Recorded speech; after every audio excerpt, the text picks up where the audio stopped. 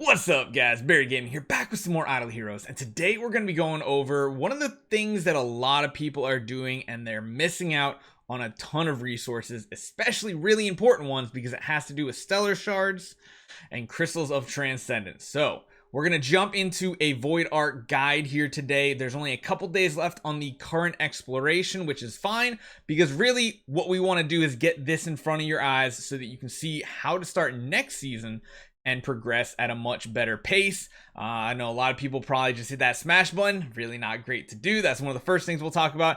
And of course, how to assign your heroes on different types of nodes and how to progress in the navigation compass. So make sure you guys take 1 second, hit that subscribe button, and let's jump right into it.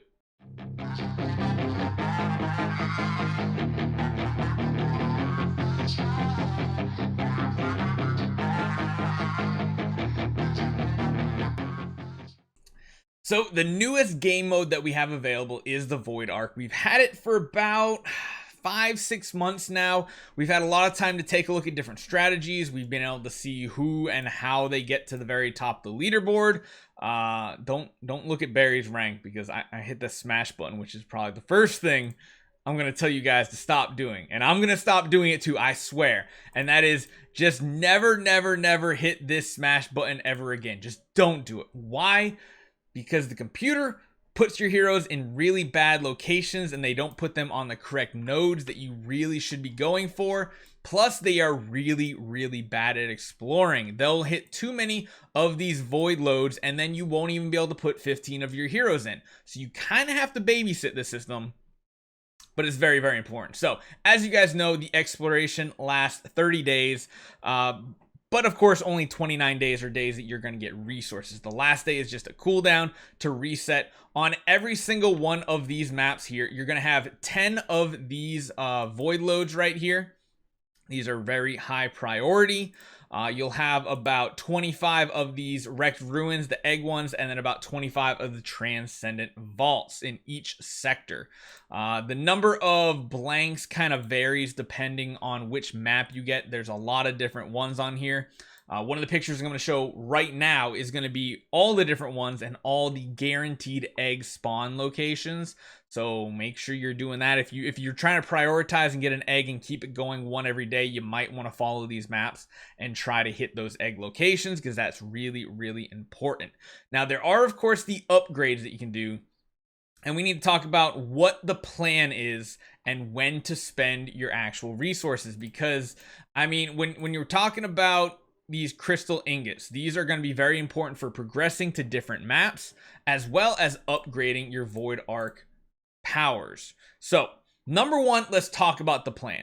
The plan here is to go into your navigation compass and you want to complete the first 3 days at 90%. Why is that? Well, because at 90% explored, you are able to finish out the current mission and move on to the next. And if you do your first 3, sector 1, 2, and 3 at 90%, that means you can do 5 times 100% complete sectors. Now, this is, of course, if you have 15 heroes that you can use, and of course, they have to be 6-star or above. I think that still says it in here, but I'm not sure.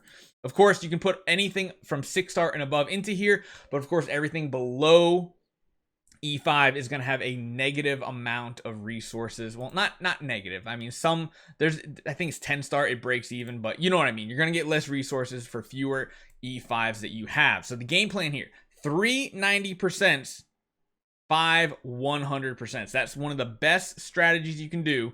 And trust me, unless you have just a couple of heroes that you're throwing at every time, then it might be worth going to 100%, but typically, that is what you are going to want to do. If you get to 90% and you, for some reason, hit that smash button and you end up using these collectors, then just stay. Do not end it, because you will not get the collectors back. But if you haven't used any collectors and you smashed, you can still end the exploration and then start the next one and keep going. So early on, these collectors are very important to monitor. You don't get too many of them, because you're going to keep your collector workshop at level 1. You're not going to upgrade it at first. And you're essentially just going to want to try to babysit and make sure the paths you are going on are going to maximize the usage, because these void loads are going to be the most important things to go after because you only have so many collectors. So try to map out your path so that you don't hit too many of them in one day, and you want to make sure you're logging on multiple times a day because these do collect as the time goes on. A lot of times you can get 3 of them done per day depending on when the reset is, and that way you can get maximum progress. If you're just hitting the smash button, chances are, number one, you might not even be hitting 15 of these nodes because it might get blocked by 3 of these void loads that you just can't complete. And 2, it might be putting your heroes not on the most optimal setup. So in reality, what you should be doing is focusing on your highest void imprinted heroes on the void loads. It's going to be the best benefit for your account. Or if you don't even have imprints just yet, put your highest enabled hero on the void loads. After that, you can kind of just prioritize whichever you want between the wrecked ruins or, of course, the transcending vaults. So once you've gotten to about sector 4, you can start actually using your ingots for upgrading your arc. Now, this kind of really depends on what you feel like you need. A lot of times I will start upgrading 1 or 2 levels in the collector workshop first, because of course in the earlier sectors, if you are later game, you won't have too many issues with the Void Lord bosses. At least for the time being. Once you get to 5 and 6, it does become a lot more difficult. So that's when you kind of need some spaceship lab buffs, things like that. But getting as many collectors as possible in a 24-hour period is going to make sure you can guarantee get those 100% once you get to sector 4 and on. But you also have to still manage your ingots and make sure you're going to have enough for the next zone that you want to unlock. So those are really, really important. Now, if you can't kill your Void Lord, it's not a big deal. It will roll over to your next sector that you go to. So don't really be afraid of it.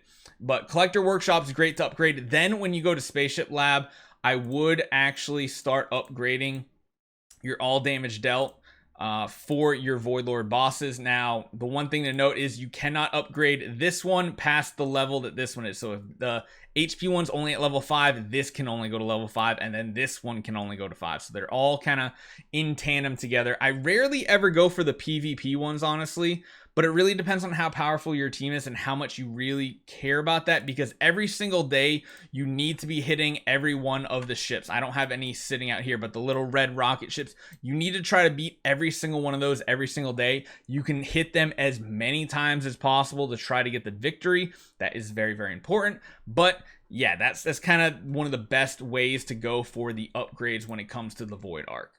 So we did mention the fact that you really want to have void imprints on heroes. Well, one of the best strategies is to pick 15 heroes. And honestly, if you only have 15 on your account, you're probably better off spending all your new 10 stars of food that you create down the line of putting them into your stellar imprints. You'll notice here we have our 4 transcendence heroes kind of maxed out, but then we have a bunch of heroes down here with Void 1, Void 2. A lot of them were just simply waiting on food to progress them even further, but you want to try to get 15 heroes with as many Void imprints as possible. So once you have like your main PvP team, kind of get the Void imprints you want to still perform decently in PvP, but then spread the rest of your Void imprints around. Cover all 15 heroes, because that's really going to maximize the amount of resources you generate.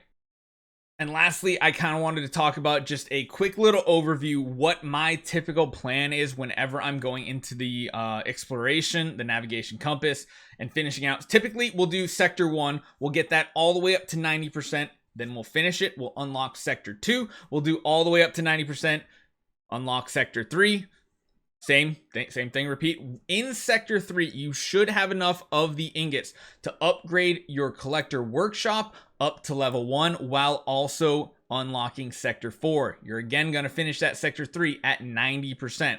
Once you get past sector 3 and you're on sector 4, you're going to want to do 100% on every one of them, but you're going to have to make sure you're managing your time and you're not wasting days, because it should only take 4 days to completely finish any one of these maps once you get to that point. But again, you're going to have to take your time and click and do all these manually if you really want to maximize your levels. At sector 4, you can then upgrade your collector workshop up to level 3.